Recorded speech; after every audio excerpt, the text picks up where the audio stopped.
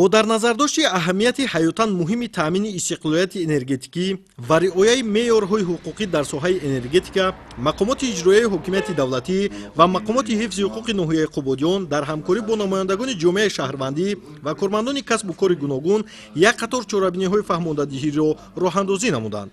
ин чорабиниҳо дар доираи иҷрои дастуру супоришҳои президенти ҷумҳурии Тоҷикистон, пешвои миллат муҳтарами Эмомалӣ Раҳмон сурат гирифта, ҳадаф аз онҳо баланд бардоштани маърифати ҳуқуқии шаҳрвандон ва ҷилавгирӣ аз ҳуқуқвайронкуниҳо дар самти истифодаи манбаъҳои барқӣ мебошад. дар доираи ин тадбирҳо прокуратураи ноҳияи Қубодиён тибқи нақшаи таҳия намуда як силсила мулоқоту суҳбатҳои расмиро бо сокинон, фаъолони ҷомеа, масъулини соҳаҳои марбут ба аҳолии ҷамоатҳои шаҳраку деҳот баргузор карда истодааст. ин вохӯриҳо ба тавзеҳи муфассали тағйиру иловаҳои ворид гардида ба кодекси ҷиноятӣ ва кодекси ҳуқуқвайронкунии маъмурии ҷумҳурии Тоҷикистон бахшида шуда, масъалаи истифодаи оқилона ва самараноки қувваи барқ дар меҳвари муҳокимаву тавзеҳ қарор гирифт.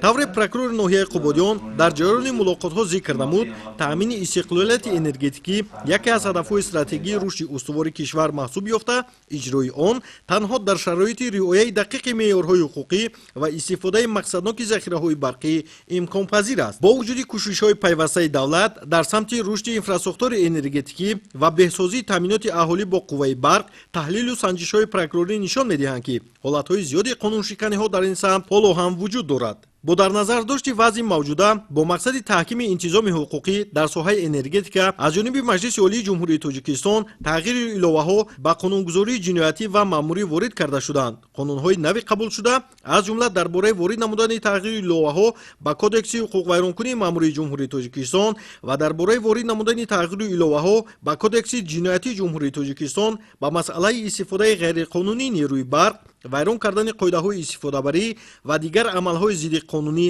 равона гардидаанд. мувофиқи моддаи 382 кодекси ҳуқуқвайронкунии маъмурӣ, ҳар гуна истифодаи нерӯи барқ бидуни пайвастшавӣ ба таҷҳизоти ҳисобкунак, дахолат ба кори онҳо, шикастан ва ё кандани пломбаҳои муҳофизатӣ ва истифодаи барқ бе бастани шаҳрномаи расмӣ бо ширкати таъминкунандаи барқ ҳуқуқвайронкунӣ ба ҳисоб меравад. барои чунин кирдорҳо ҷаримаҳо дар ҳаҷми аз 20 то 300 нишондиҳанда барои ҳисобҳо дар назар дошта шуданд.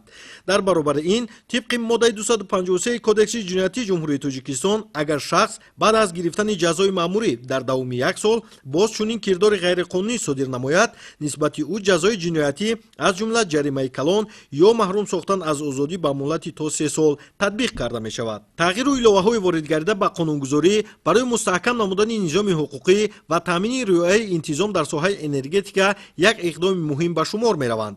онҳо бо мақсади пешгирии дуздии нерӯи барқ, ҳифзи манфиатҳои давлатии энергетикӣ ва таъмини шаффофият дар истифодаи захираҳои барқӣ таҳия ва қабул шуданд. мақсад аз ин тадбирҳо низ баланд бардоштани масъулияти шаҳрвандон нисбат ба риояи қонун, тақвияти назорати дохилӣ аз ҷониби ширкатҳои энергетикӣ ва ҷалби сармоя ба соҳа мебошад. тибқи андешаи мутахассисон, бетанзими ҳуқуқии мукаммал, рушди устувори энергетика ва ҷалби сармояи хориҷӣ номумкин аст. дар идомаи вохӯрӣ иброз доштанд, ки барои расидан ба ҳадафи миллии истиқлолияти энергетикӣ ҳар як шаҳрванд бояд масъулияти шахсии худро дарк кунад ва риояи қонунро ҳатмӣ шуморад. таъкид гардид, ки корҳои фаҳмондадиҳӣ бояд на танҳо бо кормандони ташкилотҳо, балки дар байни сокинони деҳот, ҷамоатҳои дурдаст ва манзилҳои шахсӣ низ ба таври фарогир гузаронида шаванд.